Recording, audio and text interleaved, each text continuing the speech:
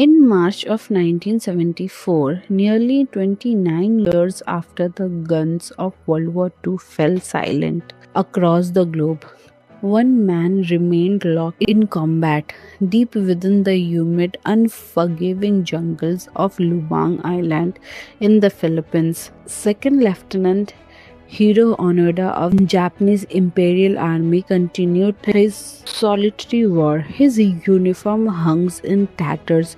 His body was lean and hardened by decades of survival, yet his rifle remained clean, oiled and ready. While the world had rebuilt cities, embraced peace era of jet travel, modern technology, Onoda's mind stayed fixed in 1944.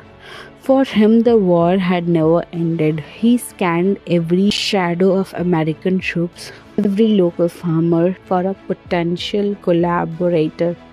This is an extraordinary true story of a soldier's unbreakable duty, decades of isolation, and the ultimate battle against time itself. Let us go back to the beginning. Hiroo Onoda was born on March 19, 1922 in the small village of Kainan, Wakayama Prefecture, Japan. This was Imperial Japan, a nation fueled by ambition, militarism, and a deep culture coded that emphasized absolute loyalty to the emperor.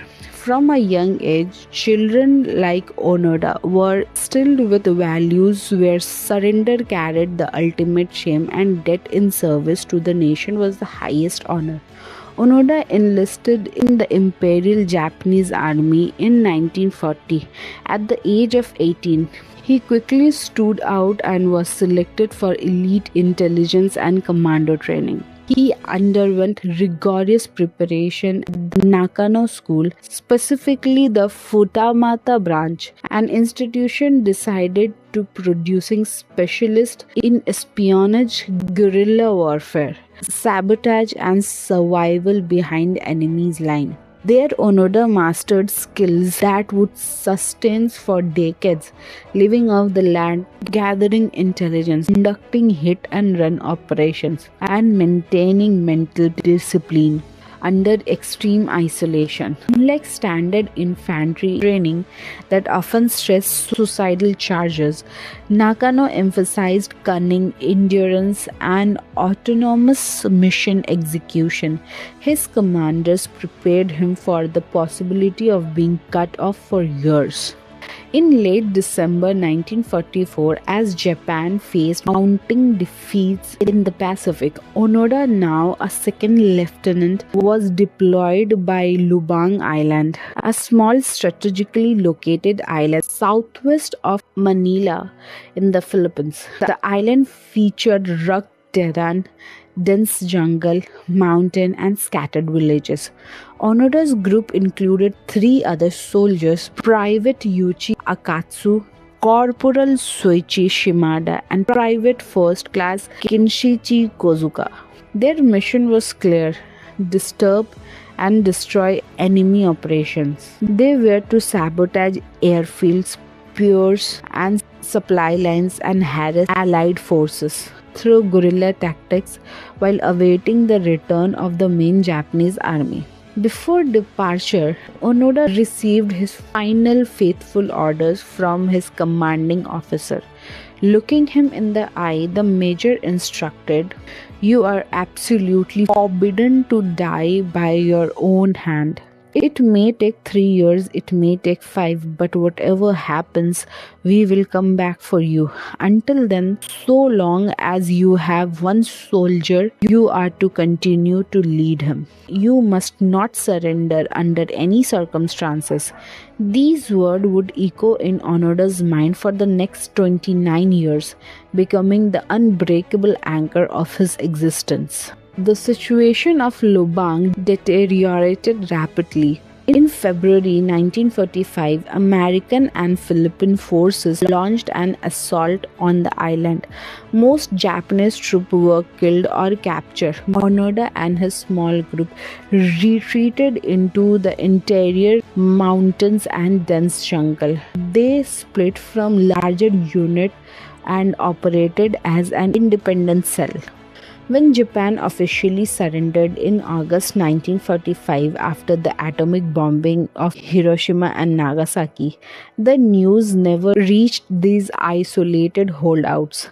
Leaflets were dropped declaring the war over, but Onoda and his men, trained to expect enemies' deception, dismissed them as propaganda. They had heard gunfire and seen activity that in their minds confirmed the war continued. Life in the jungle demanded extraordinary endurance. With no resupply, the four men survived on whatever the island: rib bananas, coconuts, wild fruits, and rice stolen from local farmers during daring night raids.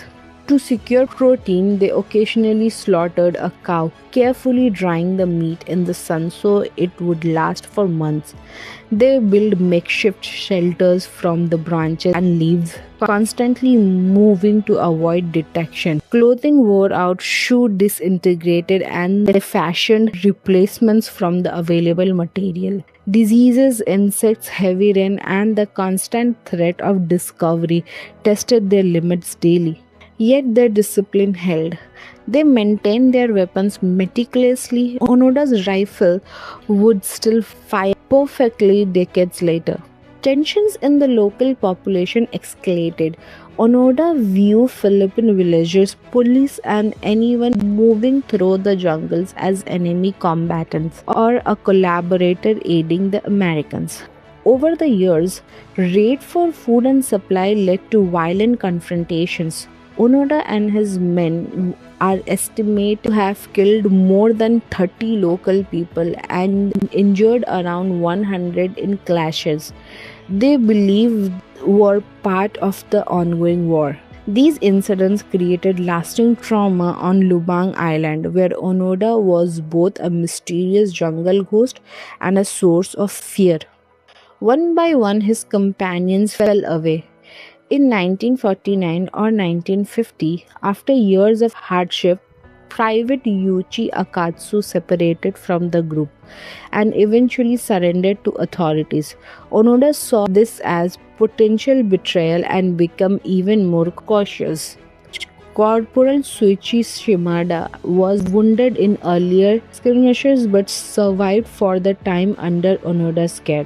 He was killed in a shootout with a Philippine search party on May 7, 1954. This left Onoda and Private First Class Inshichi Kozuka together. They continued their guerrilla activities, burning rice stacks as a signal to suppose Japanese forces and trading for supplies. On October 1972, Kozuka was shot and killed by local police during one such raid on the rice storage area. At 50, Hiroo Onoda was now completely alone, continuing the mission in solitude for another year and a half. For nearly 3 decades, the Philippine government, Japanese authority, and the locals tried everything to convince him that the war was over. They dropped thousands of leaflets with news, family photographs, and appeals. Loudspeakers broadcast messages, including recording of Onoda's own brother's voice. Search parties combed the jungle. In 1959, Onoda was officially declared dead in Japan. None of it worked. His training had prepared him to distrust all external information unless it came directly from his superior officer. Then, in 1974, a most unlikely savior appeared: Norio Suzuki, a 24-year-old Japanese adventurer and traveler, set out with 3 personal goals: to find a panda, to locate the Yeti, and to find the hero Onoda. Remarkably, Suzuki located the elusive soldier on Lubang Island within just 4 days. On February 20, 1974, the two men encountered each other near a river. Onoda, rifle raised, nearly fired. Suzuki calmly shouted that the emperor and the Japanese people were worried about him and that the war had long ended. Onoda listened him but held firm to his orders. He He would only stand down if his commanding officer personally relieved him of duty. The Japanese government located Onoda's former superior, Major Yoshimi Taniguchi, who had since become a bookseller. Taniguchi has flown to Lubang Island. On March 9 or 10 in 1974, the historic meeting took place. Onoda stood at rigid attention in his whitered uniform as Taniguchi read the official order. In accordance with the Imperial Command, units and individuals under the command of Special Squadron are to cease all combat activities. At the age of 52, after 29 years, Hiroo Onoda finally laid down his sword, rifle, ammunition, and grenades. He surrendered formally, still in possession of a functional weapon and the conviction that he had faithfully executed his duty. Onoda returned to Japan to a hero's welcome. Crowds cheered, parades were held, and he became the national symbol of loyalty and perseverance. He published his autobiography named No Surrender, My 30-Year War, which became a bestseller. Yet the Japan he returned to was transformed, modern, prosperous, influenced by Western culture, and far removed from militaristic society of his youth. The adjustment proved difficult for a man who lived frozen in time. Struggling with the civilian life, Onoda moved to Brazil in 1975. There he became a cattle rancher in the Japanese Brazilian community of Colônia Jamek in Mato Grosso do Sul. He married in 1976 and took on a leadership role in the community. In 1984, after a tragic incident involving a Japanese teenager in Japan, Onoda returned and established the Onoda Shizanjuku, a nature school of youth focused on survival skills, discipline, and character building in Fukushima Prefecture. In 1996, decades after leaving, Onoda returned to Lubang Island. He donated $10,000 to the local community and helped establish a scholarship fund, an act of atonement and reconciliation for the pain and loss caused during his long campaign. He met the resident and reflected on the past. Hiroo Onoda passed away in Tokyo on January 16, 2014, at the age of 91. Hiroo Onoda's story is one of the most remarkable tales of human endurance, loyalty, and delusion in modern history.